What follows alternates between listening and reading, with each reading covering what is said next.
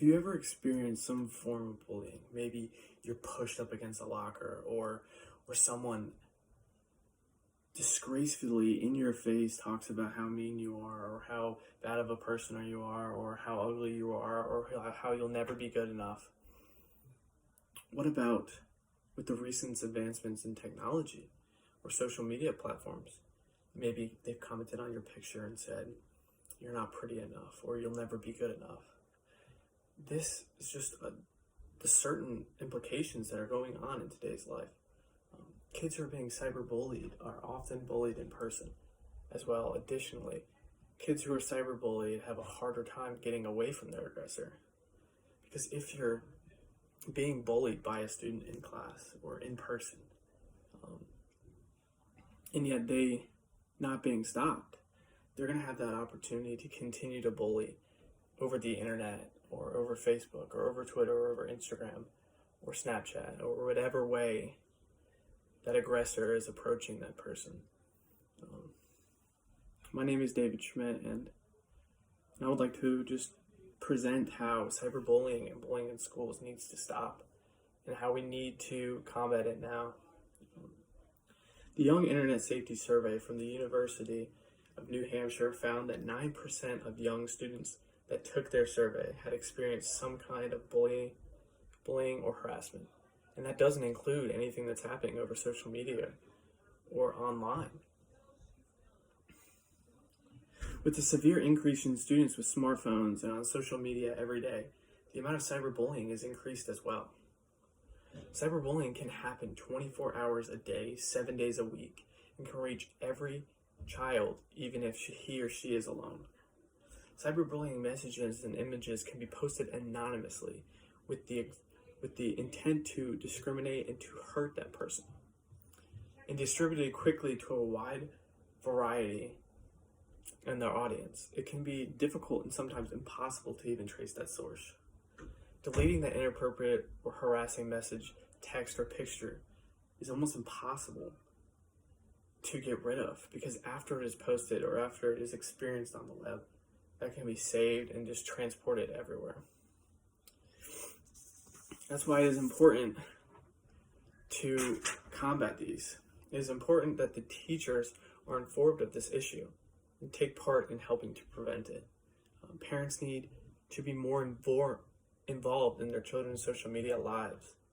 And the school board and students need to come together to provide a safe space for any sort of children or child who's experiencing this and reject it. If these three actions are taken, I believe that schools and kids' lives today in society will be a lot safer for students. So we need to start with parental involvement. Ultimately, it is the parent's job to be involved in their child's life, whether it's accessing their social media accounts to help prevent that harm, or being informed on what is going on in their lives. Students and children have this fear built up inside them that when they're being attacked or if any problem is happening in their life, that they don't want to share that with their family or their parents because they are fearful of maybe not having that opportunity anymore. And so parents need to be able to make themselves approachable, that they can be trusted. Most parents are even oblivious to the fact that their children are prone or even able to be cyberbullied. Teachers and school boards' awareness of cyberbullying. So schools need to allow teachers to know students on a personal level. Unfortunately, in today's society, they aren't allowed to have that personal relationship because parents and people are afraid of a certain relationship between a teacher and a student, that it would be seen inappropriate. But I think that in a way to be able to counter the bullying that happens every day in a student's life, they need to be able to trust their teachers, and that the teachers need to be able to trust their students. One way that teachers can be trusted is to have social media accounts to be able to combat any sort of aggressive movement by a bully online on the social media platform so that they can see what is happening between the students in their classes. And schools need to punish students that are caught bullying, and teachers need to object that in the halls or anywhere. And student support groups need to be made. The best way to combat student bullies is in the hall, and for the students to unite with one another, to stand up against it, to start anti-bullying clubs and groups at your school to help the students that are suffering from maybe cyberbullying or bullying in the classes or outside of school, that they are given an opportunity to share if they aren't willing to share with their parents. So different ways that kids are being cyberbullied. According to the American Society for Positive Care of Children, 11% of students are suffered from cruel or inappropriate pictures being posted about them. 23% are subjects of mean or hurtful comments. 20% are rumors being spread about them. 13 are sexual harassment.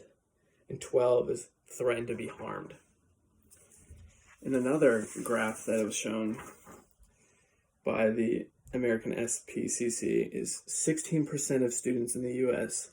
are being reported of being cyberbullied actively. 1 in 5 girls are being cyberbullied, and 1 in 10 boys are being cyberbullied. And according to Amanda Leonard of the Pew Research Center,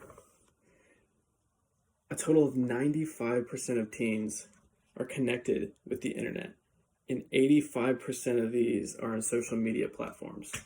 So this just shows the wide variety and just a immense amount of students that are being open to that threat of maybe being bullied online during a video game, or bullied while being in a chat room, or bullied while being on a FaceTime call.